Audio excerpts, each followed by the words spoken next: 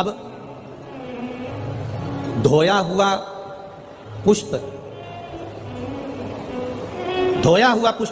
भगवान को समर्पित तो होता नहीं। जिस पुष्प को पानी में धो लिया जाता है, या पानी, कई माताओं की आदत रहती है जो पानी का लोटा रहता है, लोटे में पानी भरा रहता है, उसमें फूल डाल लेती है और उस फूल को निकालकर फिर भगवान को चढ़ाती है। भगवान ऐसा फूल कभी स्वीकार नहीं करता। बाल्टी में पानी भरा है, तुम गई बगीचे से फूल बाल्टी में डाल लिए, बाल्टी में पानी भरा था, उस पानी में फूल गिर गए, तुमने वो फूल महादेव को चढ़ाए, देवताओं को चढ़ाए, वो भगवान स्वीकार नहीं करता। क्यों नहीं करता? क्योंकि जल के पात्र में जल भरा हुआ है, उसमें अगर आप फूल डाल दोगे तो जो जल भरा है उस जल नारायण को वो फूल चढ़ चुके हैं। अब वो फूल तुम दूसरे देवता को नहीं चढ़ा सकते, क्योंकि चढ़ाया फूल कैसे चढ़ाओगे? तो हमारे यहाँ सनातन धर्म में धोया हुआ फूल, पात्र में जल भरा है और जल में पड़ा हुआ फूल भगवान को समर्पित नहीं होता। तो जैसे ही गुरु बाबा के सामने पुष्प आए और गुरु जी के हाथ में जैसे ही पुष्प आए तो वो फूल गीले थे।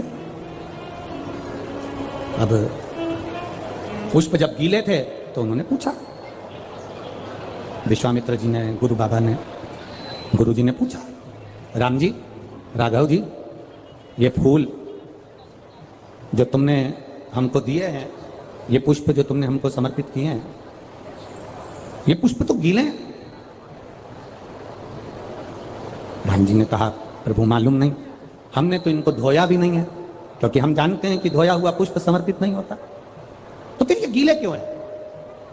विश्वामित्र बाबा ने तुलसी की मंजरी को उठाया, तुलसी के दल को उठाया, सालिग्राम भगवान को चढ़ाने के लिए विश्वामित्र जी हाथ आगे बढ़ाने लगे।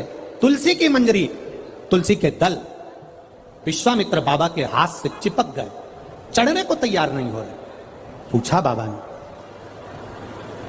तुलसी तुम आज नारायण पर नहीं चढ़ रही हो, सालिग्राम भगवान पर तुम तुलसी समर्पित नहीं हो रही हो, क्या हो गया तुमको? तुलसा जी कहती हैं, गुरुदेव, तुलसी के क्यारे में हम सारी बहनें एक साथ बड़ी हुई हैं, तुलसी का पौधा लगकर हम एक साथ बड़ी हुई, पर माता जानकी जी जब बगीचे में घूम रही थी तो उनके वस्त्र हमारे पौधे पर आ गया और उनके चलने से, सीता जी के पल्लू के उस चीर से हमारे कुछ पत्ते टूटकर जमीन पर गिर गए। जब ये कुछ पत्ते जमीन पर गिर गए, इसलिए हमें रोना आ रहा है। यही कारण है कि हम आंख से आंसू बहा रहे हैं, यही कारण है कि हम रो रहे हैं। विश्वामित्र जी ने कहा कि राम जी जाओ, जानकी जी से कहो कि जो तुलसी के पत्ते भूमि पर पड़े हैं उन पत्तों को वापस वृक्ष से, वापस डाली से जोड़े।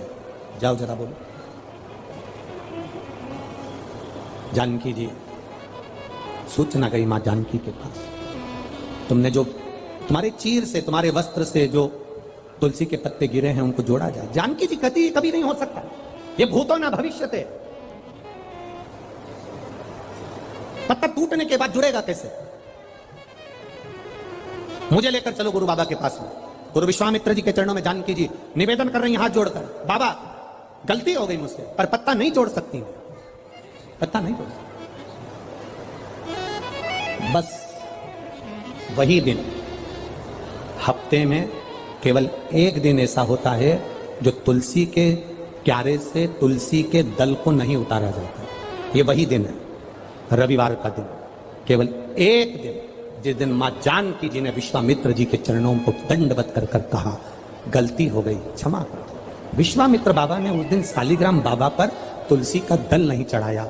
हमारे आज भी वो दिन रविवार का आज तक गिना जाता है, इसलिए रविवार के दिन तुलसी का दल नहीं तोड़ा जाता, इसलिए तुलसी के दल को तोड़ते नहीं है। जो नीचे पड़ा था, जानकी जी के पल्लू से जो दल नीचे गिर गए थे, जो तुलसी के पत्ते नीचे गिर गए थे, बाबा ने राघव जी को भेजकर वो पत्ते बुलवाए और वो पत्ते, वो तुलसी के दल सालिग्राम भगवान पर चढ़ाए। इसलिए रविवार के दिन जो पत्ते गिरे रहते हैं उन पत्तों को हम भगवान को समर्पित कर सकते हैं। 2 दिन पहले के, 8 दिन पहले के समर्पित कर सकते हैं, पर रविवार को तुलसी का दल नहीं तोड़ा जाता। ये इतना विशेष महत्व हमारे सनातन धर्म की पूजन पद्धति का है, इतना विशेष।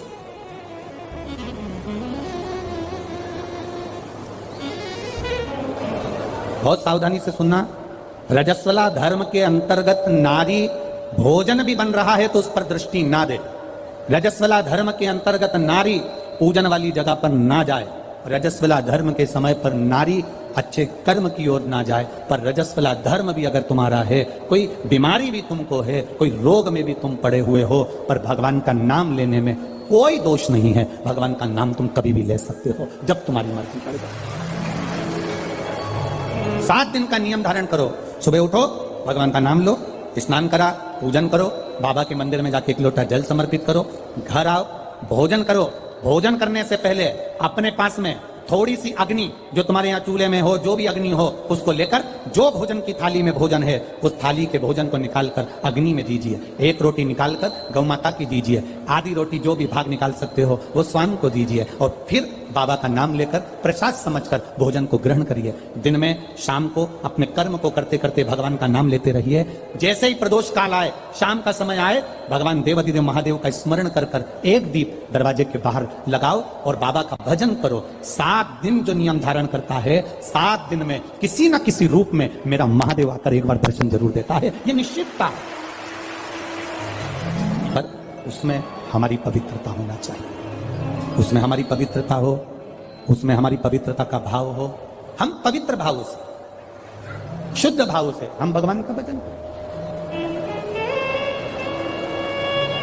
हम तो यहां तक कहेंगे, ये पार्थिव शिवलिंग का आप लोग निर्माण करते हो ना, जितने लोग भी पार्थिव शिवलिंग बनाने के लिए बैठते हो, करोड़ों में शिवलिंग बने, तो बनाते बनाते अगर किसी को उपच भी हो जाए ना, अब मैं थक गई, मैं नहीं बना रही, तो ये बोलने से पहले ही तुम जब शिवलिंग बनाओ और बनाते बनाते तुम्हारे शरीर में ऐसा लगे कि अब मैं थक गई, किसी से मत बोलो कि मैं थक गई, अब मैं नहीं बनाऊंगी, ये मत बोलो, मैं थक गई, ये मत बोलो, या ये मत बोलो कि अब मैं तो नहीं बना रही, अब मैं थक गई, तू चल रही क्या मेरे साथ वापिस, ये भी मत बोलो। आपसे नहीं बन रहा शिवलिंग बनाते हुए, आप बस उस शिवलिंग को बनाकर हाथ जोड़कर बाबा देवाधिदेव महादेव से प्रार्थना करिए, भगवान शंकर से निवेदन करिए, भगवान शिव से प्रार्थना कर कर बाबा से विनती करो, बाबा आपकी कृपा से जितना बन सका मैंने आपके शिवलिंग का निर्माण किया है। बाबा ये आपकी करुणा या आपकी उदारता या आपकी दया है जो ये मैंने बनाया है, ये आपकी कृपा से, आपकी दया से, आपकी उदारता से मैंने निर्माण किया है। बाबा ये उनसे निवेदन किया है, ये उनसे प्रार्थना करें।